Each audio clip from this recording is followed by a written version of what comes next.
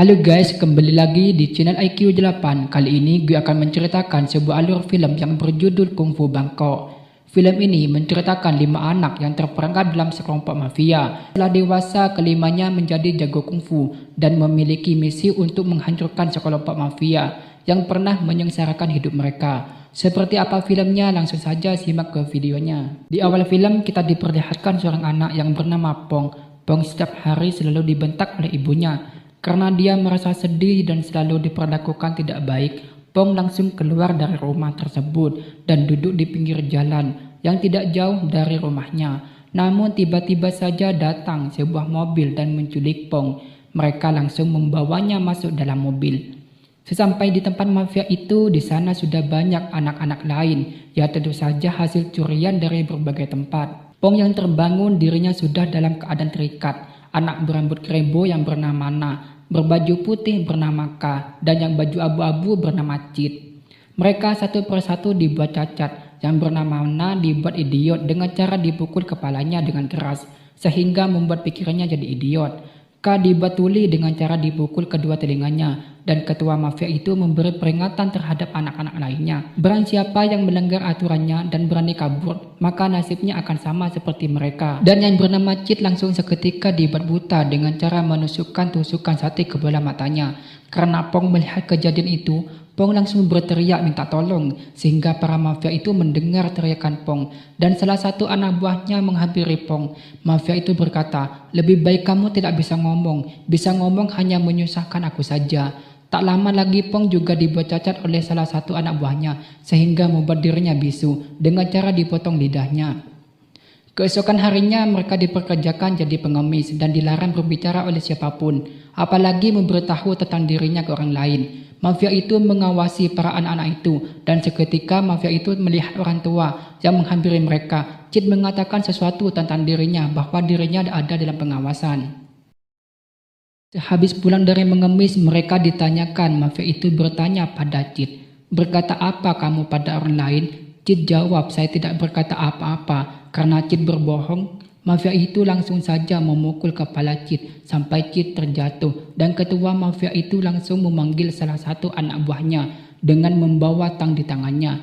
Anak buahnya berharap akan membisukan Cit agar Cit tidak bisa ngomong lagi. Akan tetapi temannya yang bernama Ka menghalanginya, dan Pong pun juga melawannya dengan cara memukul pakai gitarnya.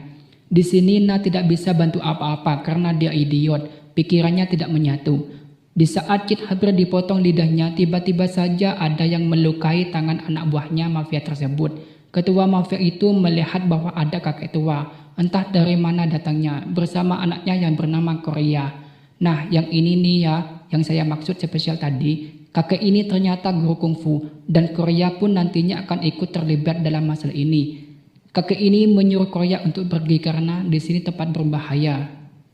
Kakek ini berkata, seharusnya kalian tidak memperlakukan anak-anak seperti ini. Dan tanpa basa-basi, salah satu anak buahnya menodongkan pistol tepat ke arah kakek itu.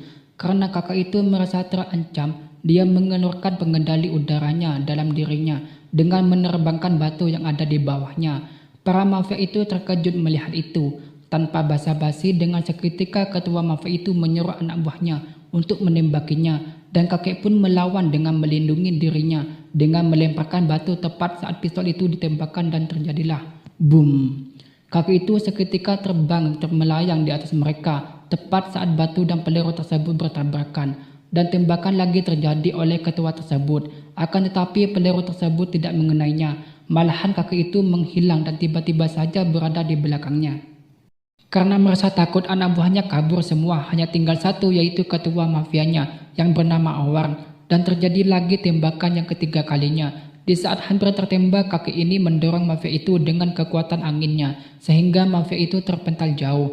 Mafia itu kabur dengan rasa kesakitan di bagian kakinya, dan keempat anak ini dibawa oleh kakek ini ke tempatnya untuk mengajarkan mereka bela diri, agar mereka bisa melindungi diri.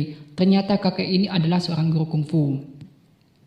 Beberapa tahun kemudian, setelah mereka dewasa, mereka memiliki profesi serta memiliki kekuatan super masing-masing yang berbeda-beda. Cewek ini bernama Korea, profesinya sebagai vokalis dan juga mempunyai kekuatan super, bisa melompat tinggi seperti layaknya melayang. Maka para juri-juri itu menyuruh Korea berhenti bernyanyi dan menyuruhnya untuk menyentuh lampu yang tinggi yang ada di atasnya. Jika Korea berhasil menyentuhnya, maka dia akan lulus audisi. Dan Korea pun mengiyakan permintaan mereka. Dengan seketika para juri tertawa karena mereka pikir Korea tidak bisa melakukannya. Dan Korea pun langsung melompat. Di sini Korea tidak lulus karena permintaan jurinya tidak sesuai. Disuruh menyentuhnya tetapi Korea menghancurkannya. Di sini kita diperlihatkan Pong yang bekerja sebagai pelayan hotel dan mempunyai kekuatan penembak memakai sumpitnya. Dia mengantarkan makanan ke ruang khusus dan membunuh orang menggunakan sumpitnya di seluruh kamar tersebut karena mereka sebagian pebisnis penculikan anak-anak. Cowok berkacamata ini bernama Chit. Dia sedang mencari Owar, yaitu ketua dari mafia itu, yang membuat dirinya buta waktu kecil. Chit mempunyai kekuatan melihat dengan adanya sebuah pergerakan dan totokan dewa. Chit bertanya pada sekelompok orang itu dan mereka pun menjawab, tidak ada yang bernama Owar di sini. Chit disuruh pulang sama mereka karena mereka pikir Chit gak ada gunanya karena dia buta. Chit bilang, aku tidak akan pergi sebelum kalian memberitahu keberadaannya. Karena kesal, dengan seketika orang yang ada di depan Chit menerkam wajah Chit, akan tetapi Chit terlebih dahulu mengenai orang tersebut dengan cara mentotok bagian tubuhnya sehingga membuatnya kaku dan Chit pun langsung mentotok bola matanya dan teman lain pun menghampirinya. Di saat salah satu dari mereka menodongkan pistol, teman Pong muncul yaitu yang bernama K. Dia mempunyai kekuatan super, bisa melontarkan siapapun dengan kekuatan anginnya. Di salah satu teman Chit yang jadi korban juga dibuat wali olehnya dan penembakan kedua pun terjadi. Lagi-lagi K melontarkan lawannya sebelum ia tertembak oleh K-nya. Dari saking keselnya mengingat kejadian itu, Chit tanpa basa-basi mentotok mereka sampai kaku dan menghabisinya. K berkata, kita tidak usah melanjutkan mencari Owar, yang lalu biarlah berlalu. Chit menjawab, saya tidak akan bisa tenang jika mereka masih hidup. Keesokan harinya di kuil kita diperlihatkan yang bernama Na. Na orangnya idiot, dia seorang tukang sapu di kuil. Tetapi dia tidak mempunyai kekuatan apa-apa. Namun di akhir, dia seorang penyelamat mempunyai kekuatan super besar yang berlevel tinggi daripada teman lainnya. Di saat itu ada seorang tamu yang bernama Mor. Dia memberitahu pada guru kuil kalau ada seorang pimpinan geng yang membunuh dengan menggunakan sumpit. Mor pikir mereka adalah salah satu dari muridnya. Dan guru kuil pun menjawab, mereka bukan anak buahku. Mor menyuruh mereka berhati-hati karena geng tersebut berbahaya. Setelah Mor pergi, Na berkata bahwa dia ingin belajar kungfu seperti yang lainnya. Guru pun tidak menjawab dan langsung pergi begitu saja. Di sini kita diperlihatkan Pong dan K. K bertanya pada Pong, apakah kamu menyukai Korea? Pong menjawab, itu bukan urusan kamu. Dan K menjawab juga, jangan menyakiti seorang wanita apalagi sama Korea. Dengan seketika K melontarkan Pong dengan menghembuskan anginnya dan duel pun terjadi.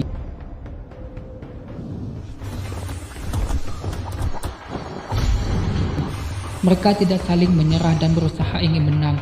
Namun akhirnya K kalah sama Pong. Akhirnya Pong menang dan membuat K jadi babak belur. Di sebuah tempat makan di sini kita diperlihatkan K bersama Korea. Ternyata K diam-diam menyukai Korea tanpa Korea tahu bahwa dirinya disukai oleh K. Dan Korea menyukai Pong, akan tetapi Pong menyukai wanita lain yang bernama Bibi. Korea selalu menanyakan tentang Pong pada K. Aduh, sakit hati banget ya, orang yang kita cintai ternyata mencintai orang lain. Dan Korea tanpa sebatang kata pun pergi begitu saja meninggalkan K. Di sini kita diperlihatkan Pong dengan pacarnya yang bernama Bibi. Mereka berdua menikmati suasana yang indah berpacaran. Pada akhirnya Bibi dibawa ke suatu tempat penginapan oleh Pong. Ya kalian ngertilah apa yang mereka lakukan. Di sini gue gak kasih lihat ya, maaf banget. Pada sore hari kita diperlihatkan temannya Korea yang bernama Wao. Mereka akan pergi ke suatu kuil ke tempat gurunya. Mereka dijemput oleh K dan juga Chit. Di lain tempat sekelompok geng sumpit mendatangi kuil tersebut dan menyerang guru tersebut menggunakan sumpit. Lalu terjadilah perkelahian. Namun akhirnya mereka kalah, akan tetapi tiba-tiba saja K terkena sumpit racun suriang dan langsung kejang-kejang secara tiba-tiba. Sampailah Korea dan teman lainnya melihat Na sudah dalam keadaan kejang-kejang. Mereka membawa Na ke dalam goa dan guru tersebut berkata, jika ingin Na selamat, Na butuh energi dari bulan. Akan tetapi ingatan Na hilang sepenuhnya. Jika mereka memilih ingatan Na, maka Na akan mati. Mereka memilih Na hidup dan menerima risiko ingatan Na hilang sepenuhnya. Di sini Na sudah mulai diobati dengan bersemedi dan ditemani oleh gurunya, dan yang lain berjaga di luar agar tidak ada yang mengganggu pengobatan Na. Namun lalainya di sini mereka malah asik-asikan mengobrol dan membiarkan Cid berjaga sendirian. Padahal Cid kan buta. Lalu datanglah seorang bertopeng yang masuk ke dalam gua tersebut, masuk dengan tenang. Karena Cid buta, ya gimana lagi, bebas dong tanpa capek-capek berantem.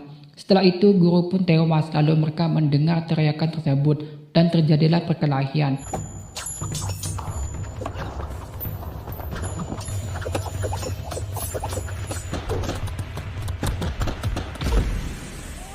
Akan tetapi sosok bertopeng itu berhasil lolos. Mereka semua menghampiri gurunya dalam keadaan sudah tewas. Setelah gurunya dimakamkan, mereka saling menyalahkan. Dan pada saat itu ponsel Pong berbunyi. Ternyata yang menelpon adalah Bibi, pacarnya Pong. Bibi menyuruh Pong ke rumahnya. Sampai di sana Pong bertemu orang tua akad Bibi, yang ternyata dia adalah ibu kandungnya yang sudah lama berpisah. Di sini kita diperlihatkan Cid dan Ka yang sedang menemui seseorang yang mempunyai air mata naga untuk bisa menyembuhkan Na. Namun kakak ini tidak memberinya. Cid dan Ka pun merasa kesal. Akhirnya mereka terjadi perkelahian dan mereka saling beradu kekuatan. Cid dan Ka tidak menyerah dan memaksa kakek ini menyerahkan air mata naganya. Setelah melihat Ka mengeluarkan jurusnya yang bisa menandingi jurus Can Chuang Gam, akhirnya kakek tersebut memberitahu air mata naga itu. Ternyata air mata naga itu ada di dalam hati dan jantungnya si Korea. Apabila dimakan jantung si Korea akan berubah menjadi air mata naga. Karena gak mungkin harus mengorbankan si Korea, mereka pun frustasi dan tak lama kemudian Na pun meninggal. Di pagi hari Pong lagi duduk sendiri di jalan, namun tiba-tiba saja ada mobil. Dan ternyata yang keluar adalah teman si Owar yang membuat Pong dan teman jadi cacat. Di sini Pong sadar bahwa mereka adalah anak buah Owar. Dan Pong langsung memberitahu yang lainnya dan merencanakan sesuatu untuk mereka. Ternyata mereka bersembunyi di rumah sakit kosong dan dijadikan tempat tinggal. Ternyata di sini banyak sekali anak-anak yang telah dicuri. Lalu Ka dan Pong membebaskan mereka. Tak lama kemudian Pong berjumpa dengan anak buah Owar.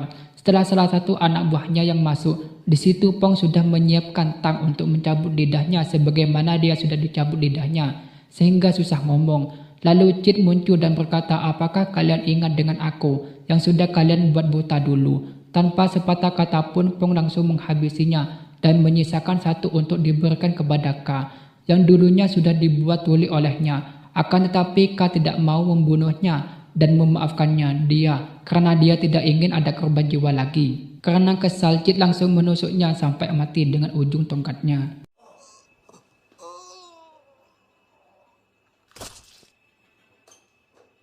Di saat Korea sendirian, ia berhasil ditangkap oleh sekawanan bertopeng. Korea diikat di tempat Sakuriang dan Korea akan diambil jantungnya. Begitupun juga dengan Na yang sudah berada di situ di dalam peti mati tersebut. Akan tetapi, Na juga diambil jantungnya untuk menyempurnakan ilmu Sakuriang. Singkat cerita saja, di saat Na hampir mau dibawa pergi, tiba-tiba saja Sakuriang dan sekelompok bertopeng muncul.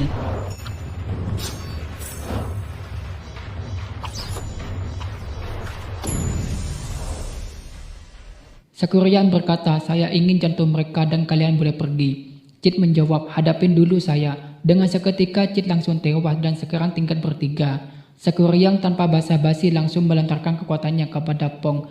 Pong pun juga terluka dalam. Dan berikutnya Ka juga terluka karena melawan Sakuriang. Dan Sakuriang berkata, saya akan tunjukkan kekuatan rahasia terbesarku dan melenyapkan kalian semua.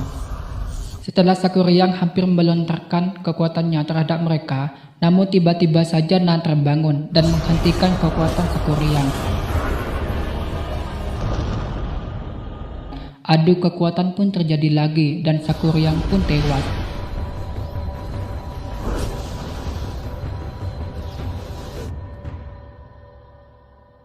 Singkat cerita saja, akhirnya Na dan Korea bersatu dan Korea mengembalikan kelereng miliknya dan mengatakan kalau Korea menyukai Na dan mereka pun jadian. Di lain tempat, Pong sudah berada di depan pintu rumah pacarnya. Pong memberikan surat kepada ibunya si Bibi. Setelah membaca suratnya, ibunya dari si bibi itu sadar bahwa Pong adalah anak kandungnya. Di malam hari, Owar sedang bertemu seorang gadis yang sudah ia kenal sebagai wanita malam.